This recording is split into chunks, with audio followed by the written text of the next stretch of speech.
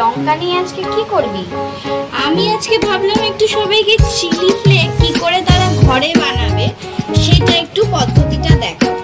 আসলে আমরা বাজারে চিলি ফ্লেক্স কিনতে গেলে কিন্তু 70 টাকা 50 গ্রামের প্যাকেট পড়ছে, তাই তোমরা কিন্তু ঘরে রাখা এরকম শুকনো লঙ্কা দিয়ে বানিয়ে নিতে পারবে চিলি ফ্লেক্স। চলো তোমাদেরকে এবার দেখাই এই চিলি ফ্লেক্স বানাতে আমাদের কি কি লাগবে। ফ্লেক্স বানাতে শুরুতেই আমাদের যেটা করতে হবে, এই যে লঙ্কাগুলো আছে এগুলোর ডাঁটগুলোকে একটা একটা করে এরকম ভাবে ভালো করে ছাড়িয়ে লঙ্কাগুলোকে আগে রেখে দিতে হবে। তারপর গ্যাসে কিংবা ইন্ডাকশনে এরকম একটা পাত্রে বা ফ্রাইং প্যানে অবভিয়াসলি সেটা ড্রাই হতে হবে, তাতে আমরা দিয়ে দেব এই পেছন ছাড়িয়ে রাখা লঙ্কাগুলো।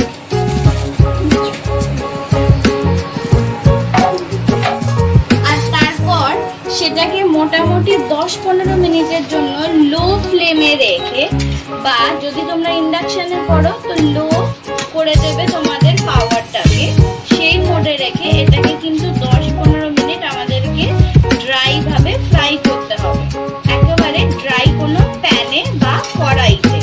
আর তারপর এটাকে কিন্তু ঠান্ডা হতে দিতে হবে 5-10 মিনিটের জন্য।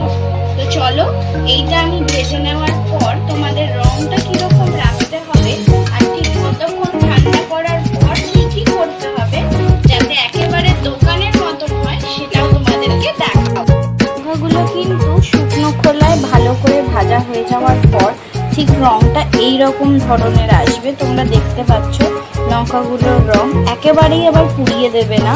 আর তারপর কিন্তু আমি এরকম একটা জায়গায় ভালো করে ঠান্ডা হতে দিয়েছি। আর যখনই এগুলো ঠান্ডা হয়ে যাবে তোমরা চাইলে এই চোকলাগুলো থেকে বীজগুলোকে আলাদা করেও রাখতে পারো, আবার এই চোকলা থেকে বীজ আলাদা না করে শুধু লঙ্কাটাকে একটু টুকরো করে একটা মিক্সার গ্রাইন্ডারের ছোট পাত্রে ঢুকিয়ে দিতে পারো। দেখো আমি কিন্তু এরকম ভাবে বীজগুলোকে আলাদা করিনি, একেবারে লঙ্কাগুলোকে জাস্ট ভেঙে ভেঙে এরকম একটা মিক্সার গ্রাইন্ডারের ছোট পাত্রে রেখে দিয়েছি।